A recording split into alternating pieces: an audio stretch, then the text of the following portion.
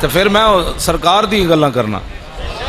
اقبال کہندا از غلامی فطرت او دوں شدہ نغمہ اندر نئے خون شدہ تامین حق بحق داراں سپرد بندگاں را مسند خاکاں سپرد. اقبال کہندا ہے حضور دی تشریف آوری تو پہلے غلاماں دی سوچ ہی ختم کر دیتی گئی سی کہ کدی کوئی زندگی غلام اپنے آقا دے برابر بیٹھے گا. کہندا او تے خون کر دیتا ہر شے دا. غلام کدی سوچا نہیں سی میں آقا دے برابر سواری تے سوار ہوواں گا. غلام کدی سوچا نہیں سی میں آقا دے برابر روٹی کھاواں گا. اقبال کہندا اے تے رسول اللہ وننا. ہاں جی ہاں جی کہ جدوں فتح مکہ ہویا تے حضور نے فرمایا عثمان ابن ابی طلحہ نو جنہاں کول چابی سی فرمایا چابی لے آؤ. انہاں کہا جی چابی تے مئو کول ہے. فرمایا مئو کول بھی لے آؤ. سمجھ آئی نا.